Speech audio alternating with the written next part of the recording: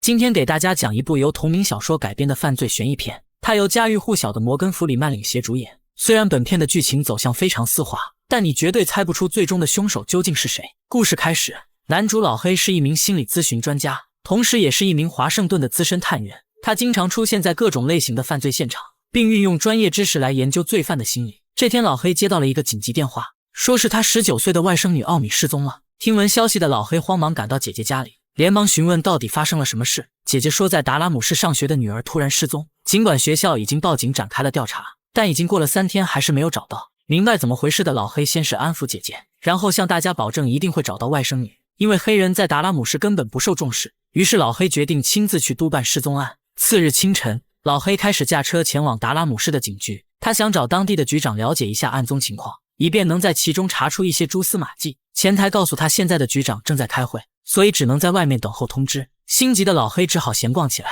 却没想到无意闯进了一间资料室。迎面墙上的内容看起来有些奇怪，仔细看清是上面贴满了失踪女孩的照片，这表明外甥女的案子绝非偶然。难道说本市发生了连环失踪案吗？这时有2名探员走了进来，左边的男人叫尼克，右边的男人叫大卫。尼克一眼认出了老黑的真实身份，于是热情地打起了招呼。在了解了老黑的来意之后，尼克解释说，局长开完会去了一个现场，说是刚有人报警发现了一具女尸，联想到失踪的外甥女奥米。听闻消息的老黑不由得紧张起来，事不宜迟，跟随尼克前往现场。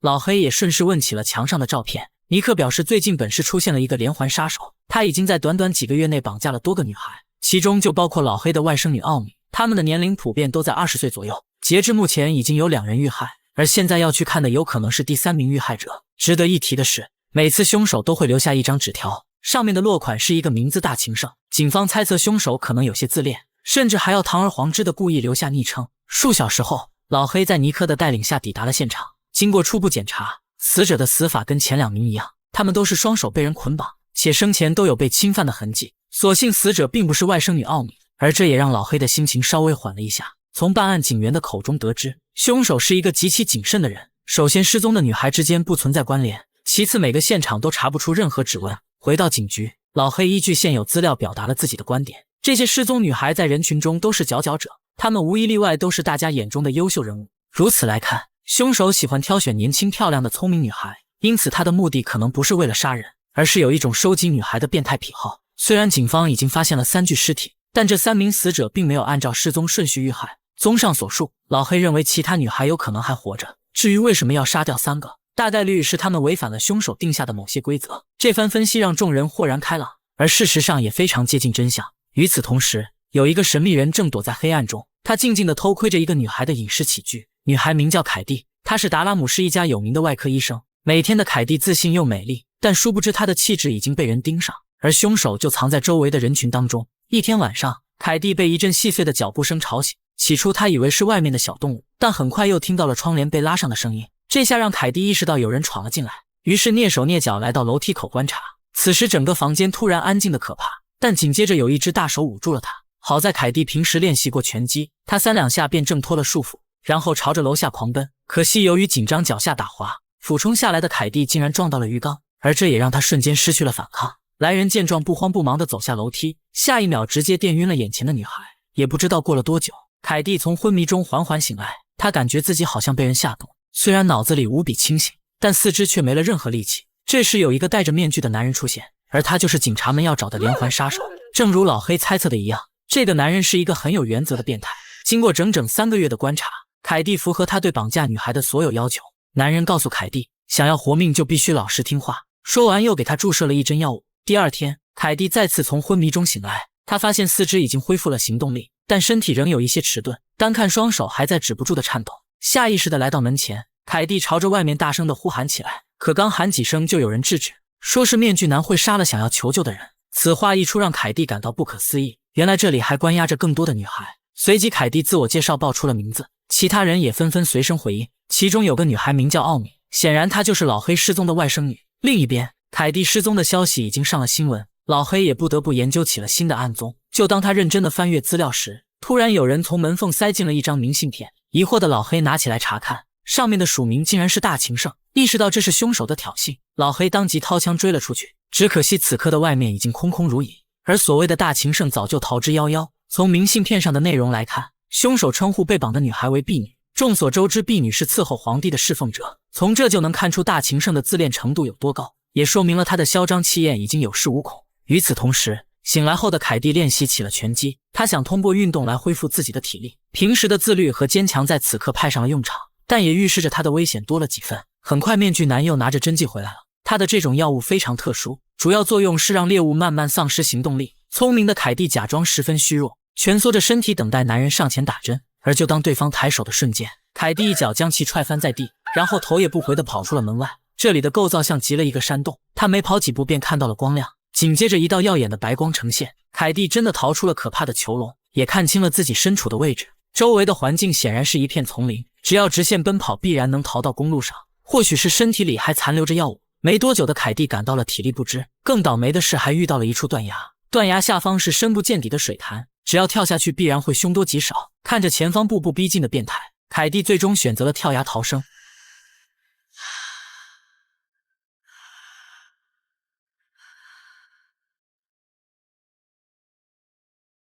当天晚上，老黑接到了警方的电话，说是有名垂钓者发现了漂流的凯蒂，而现在正被送往医院进行救治。匆忙赶到所在的病房看望，经过抢救的凯蒂暂时脱离了危险，不过他的各个器官却出现了衰竭。医生说目前无法查出凯蒂为何会这样，唯一的解释是他可能中毒了。听到这里的老黑随即想到了什么，他来到前台借了一本医药文献，经过仔细翻阅，果真发现了一种名为西斯妥的镇定药物。这种东西在短期内无法被检测，且它还会让人丧失部分记忆。医生觉得老黑找到了关键，随即尝试给凯蒂注射了西斯妥的解药。次日，凯蒂终于醒了过来，很显然昨天的用药是对的。老黑见状急忙上前安抚，并询问他是否见过自己的外甥女。凯蒂回答说那个地方被关了很多女孩，其中好像有一个叫奥米的。老黑听后长舒了一口气，至少现阶段寻找外甥女还有希望。当天下午，警方召开了一个新闻发布会，最后还让凯蒂上去演讲了一段话。他表示自己不会屈服于任何威胁，且一定会配合警方抓到变态的罪犯。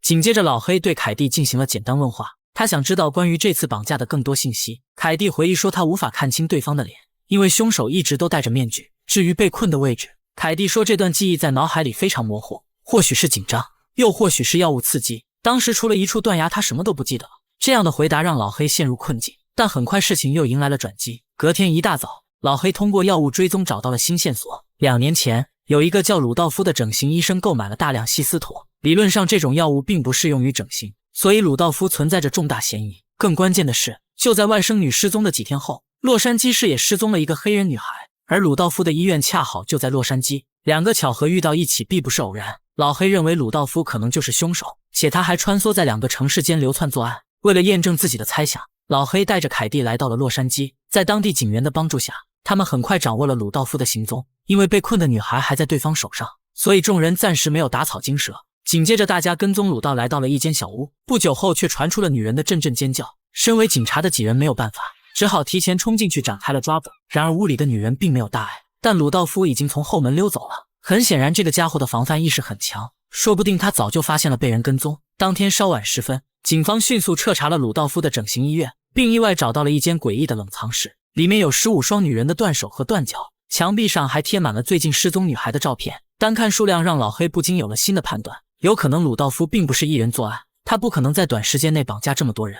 虽然警方确定了真凶是谁，但现在鲁道夫却无声无息地消失了。而就在警方一筹莫展之际，凯蒂忽然想起了一个重要线索。当时关押自己的地方能听到流水声，结合逃跑时遇到的是一处断崖，凯蒂认为那个地方有可能是一间密室，说不定它就建在临近有瀑布的山崖附近。依据这个推断，回到拉达姆的老黑重新查看地图，发现符合条件的只有一个废弃村庄，想到那里必然临近公路，那么就说明具备了建造密室的条件。一念及此，立即行动。老黑只带了2个人便开始了搜捕。与此同时，侥幸逃脱的鲁道夫来到了一处地下囚牢，而这里果真关押着所有失踪女孩。看到这里不禁让人疑惑，难道鲁道夫就是所谓的大情圣吗？其实真相在此刻已经揭开，拉达姆的连环杀手总共有2个人，一个是住在洛杉矶的鲁道夫，一个是住在拉达姆市的神秘人。2个人对外宣传都是大情圣，然后通过竞赛的方式不断绑架年轻女孩。不得不说他们的变态指数很高，而且是嚣张到了极点。这时黑暗中传来了一道声音，他怒斥鲁道夫的医院已经被人查封，怎么能在这个时候来这里呢？同伴的话让鲁道夫有些恼火，因为大部分女孩都是他绑来的，所以他认为自己才有话语权。眼见鲁道夫的态度傲慢又霸道，黑暗中的神秘人直接朝他开了一枪。这一枪并不是要真的杀死鲁道夫，显然是两人狗咬狗开始了虚荣较量。同一时刻，枪声引起了老黑的注意，他连忙朝着声源的方向展开了搜索。只是片刻的功夫，老黑发现了一道上锁的小门。不用说，这里必然就是巢穴。老黑没有多想，便只身闯了进去。巨大的动静让鲁道夫和同伴顿感不妙，他们不顾女孩们，直接选择了跑路。当老黑赶到的时候，两个变态已经逃离了这里。下方的外甥女看到了亲人，这下所有人都有希望了。老黑没有第一时间营救人质，他现在的首要任务是将罪犯绳之以法。也不知道过了多久，老黑终于看到有个身影从前方跑过，但他开枪也只是打中一个。被伏法的人是鲁道夫，可另一个神秘人却逃脱了。这次的行动令人振奋不已，警方不仅救出了所有被绑架的女孩，且还在这里找到了凶手留下的指纹。接下来只要等待检测结果，很快就能知道逃走的罪犯究竟是谁。案情到这里基本上告一段落，于是老黑打算离开，回到华盛顿。临走时，他给凯蒂打了一通电话，表示让他最近多加小心，毕竟最后的凶手还没抓到。凯蒂说不必太过担心，因为这几天的警察一直都守在外面。听到这里的老黑放心了，可他刚刚挂掉电话，却无意看到了一份回执文件，上面结尾处有警员尼克签署的名字，但这个签名怎么看都像在哪里见过。摘下一张旁边大情圣的明信片，经过对比，字迹竟然一模一样。很显然，最后一个罪犯就是尼克。原来他一直都藏在拉达姆最大的警局。事不宜迟，赶紧给凯蒂打去电话，但电话的另一头根本无法接通。意识到对方可能有危险，老黑只好驾车朝着凯蒂的家奔去。与此同时，尼克已经提前来到了凯蒂家里，他假装换岗，开始切入话题，试图想通过拉家常来放松对方的警惕。毫无防备的凯蒂很单纯，还热情地邀请尼克进到房间说话。然而他们聊着聊着却变得不对劲，不知不觉中尼克讲起了凯蒂的生活，包括一些极其隐秘的个人隐私。这下让凯蒂瞬间明白，眼前的尼克就是最后一个凶手。既然自己的身份已经暴露，尼克索性不再隐瞒，他坦言自己是一个征服欲极强的男人，毕生的追求就是让所有优秀女人爱上自己。然而可恶的凯蒂让他十分失望，他不能忍受猎物凌驾于自己之上，所以今天的凯蒂必须付出血的代价。凯蒂和尼克的体格悬殊太大，没几下便彻底丧失了反抗之力，所幸手臂无意抓到了一盏吊灯，而吊灯则重重地砸在了尼克身上。趁着对方吃痛愣神的功夫，凯蒂抢过手铐，将其挂在了燃气管道上。此时的尼克气急败坏，凯蒂的反抗对他就是一种侮辱，因此更加催化了他心中的怒火，不顾生死扯断管子。屋内顷刻间充满了瓦斯的味道，紧接着尼克掏出身上的打火机，扬言要与凯蒂同归于尽。Don't do it, Nick. 面对老黑的威胁，对生死看淡的尼克丝毫不惧，他笃定老黑一定不会扣动扳机，因为开枪的火花也能激起瓦斯的爆炸。为了保证所有人的安全，老黑只好乖乖将枪放到一边，然后对尼克开始了心理劝导。